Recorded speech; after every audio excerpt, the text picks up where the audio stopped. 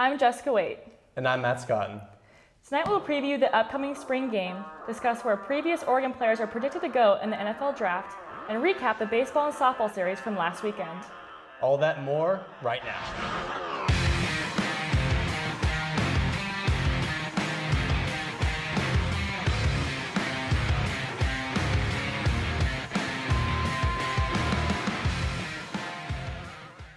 Let's get you caught up on this past weekend's Oregon sports.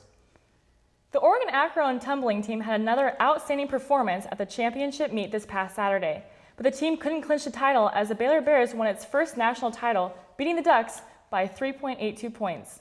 This victory hindered the Ducks from winning its fifth consecutive national championship. The Ducks started off strong at the Penn relays, which individuals scored rather than teams, as the UO women took the sprint medley, and the men kicked its way in front of Villanova in its distance medley thanks to Edward Cheserek. Saturday was not kind to Cheserek in the 4x-mile. Cheserek led most of the anchor, but Villanova's Jordan Williams caught Cheserek on the final turn to take down the reigning NCAA indoor mile champ by 0.8 of a second. Now we'll send it to Autzen Stadium to get you a preview of the Oregon spring game. Thanks, Matt. I'm Lena Bond out here with Spencer Hall at the gorgeous Autzen Stadium, where in just a few short days, the Oregon Ducks will be strapping on helmets and pads for the first time in 2015 for the annual spring game. However, with key players like Marcus Mariota, Ifo Ekpre-Olumu, and Eric Armstead all leaving the O behind to enter the 2015 NFL Draft, there's a lot of question marks on who's going to be able to step up and take their positions this season. So, Spencer, what do you think the coaching staff's main goal is looking into this spring game? Well, Lena, as you said, the Ducks have suffered huge losses on both sides of the ball. On defense, they lost defensive stars Ekpre-Olumu and Armstead, and they're going to look to rebuild the defense, which was shaky in 2014 and ranked 89th in the nation according to the FBS. On offense, I think Coach Helfrich is going to look to retool rather than rebuild while giving new talent a chance to take the field this weekend. I think you're right, Spencer, with key returners such as DeForest Buckner, Byron Marshall, and Royce Freeman all coming back. I don't think Helfrich needs to be in that rebuild mentality yet. However, who do you think is going to surprise the coaching staff and really make a case for being a starter week one? Personally, I believe that Charles Nelson is going to be that guy. He had a great season last year on the offensive side of the ball, but he's going to be dramatically different this year as he takes the change to defense. He's going to be a defensive back instead of a wide receiver, but I think that his experience at the wide receiver position will let him allow him to be a standout this year for the Ducks.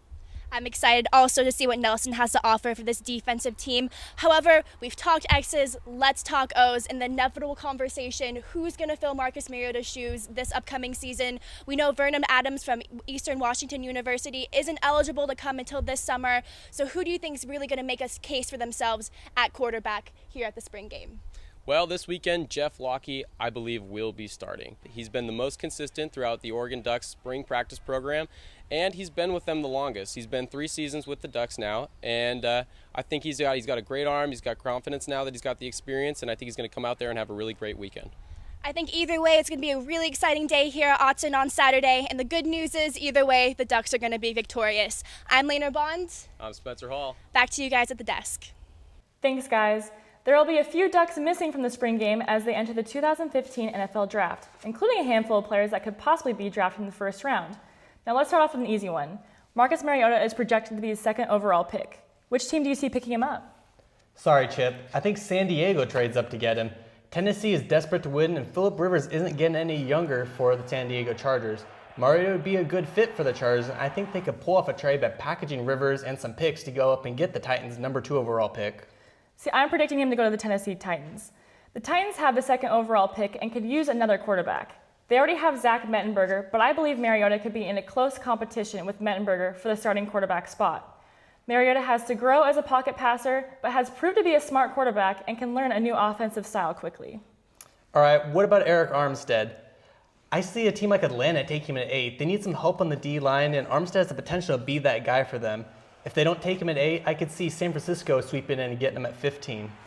Yeah, I see Armstead going to the San Francisco 49ers. Eric Armstead is young.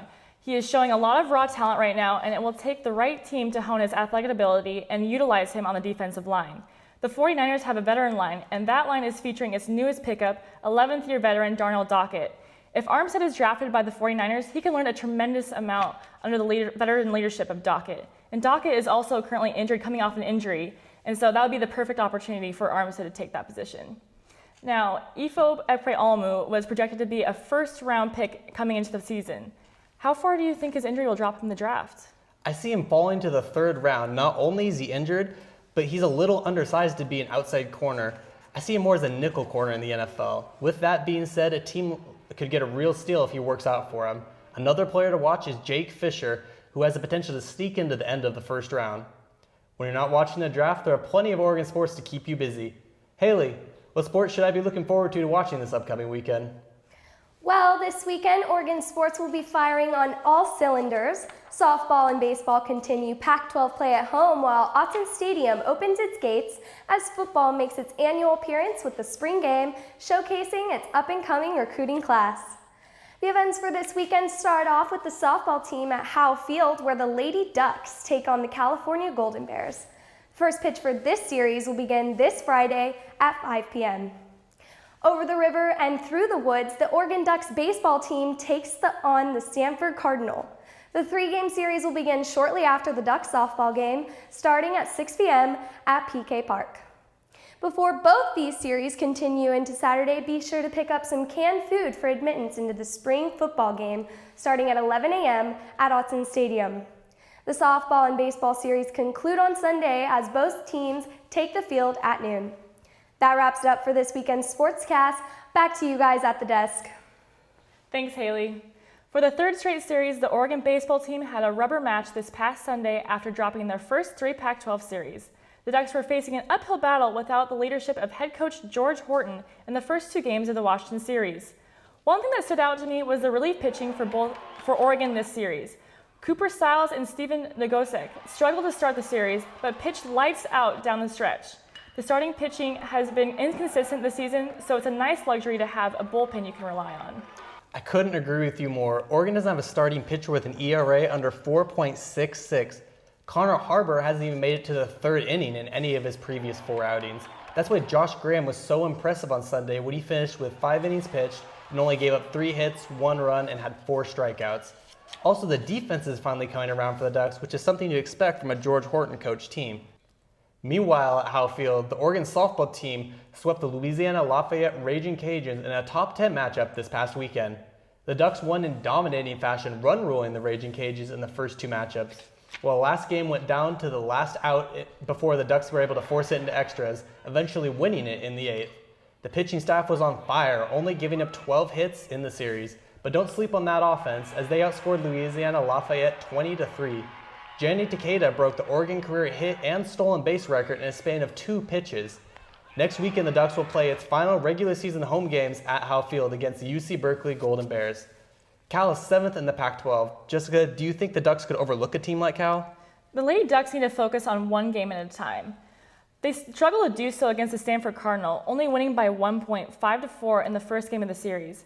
After the third game of the series against the Raging Cajuns, Nikki Udria admitted that the team overlooked Louisiana Lafayette in the last game of the series. Oregon beat the Raging Cajuns 2-1 in the last game, but barely secured the win in the bottom of the 8th. With only 2 series left in the Pac-12 season, it seems that Oregon's biggest obstacle this far could be themselves, as the team admitted to overlooking the games.